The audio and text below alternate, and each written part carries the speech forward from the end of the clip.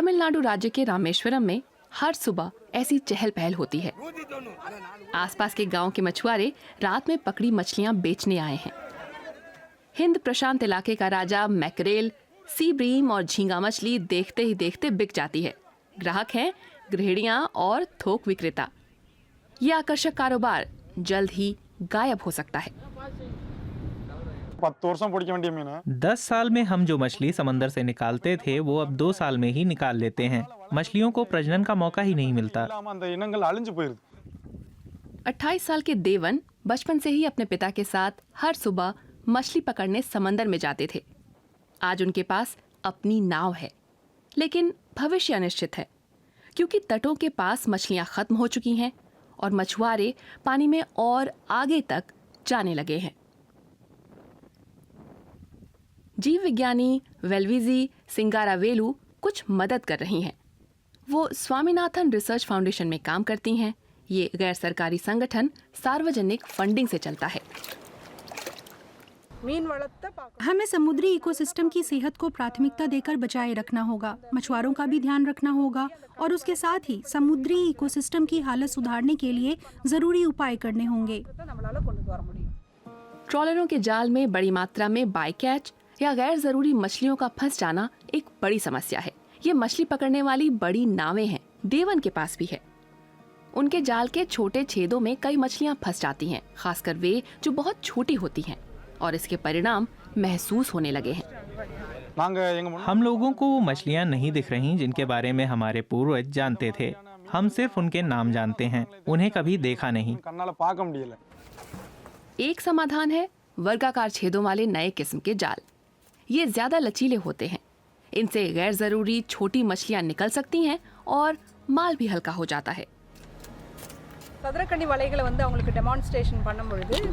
वर्गाकार जाल इस्तेमाल करने का बड़ा फायदा ये है कि अतिरिक्त मछलियां पकड़ में नहीं आएंगी।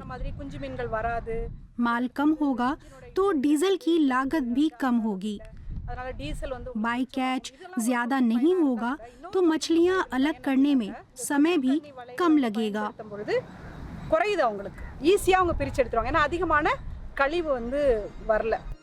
डीजल की कम खपत होगी और पर्यावरणीय प्रदूषण भी कम होगा।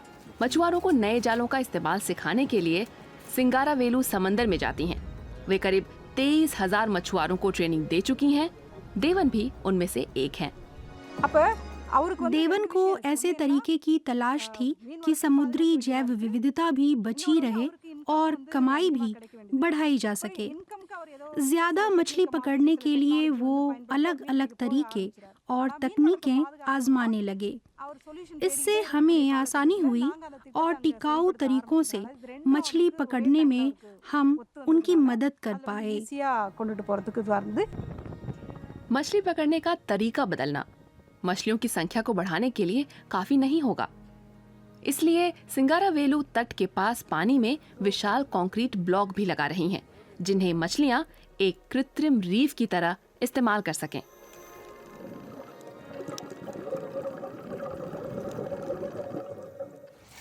जमीन पर उन्होंने बेहतर सुविधाएं खड़ी करने में मदद की है।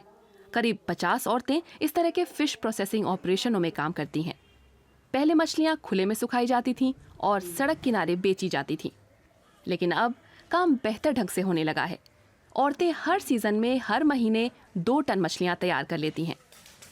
अब यहाँ सफाई और सेहत के मापदंड रखे जा सकते हैं और मछलियां सुपरमार्केट और थोक व्यापारियों को लाभ में बेची जा सकती हैं।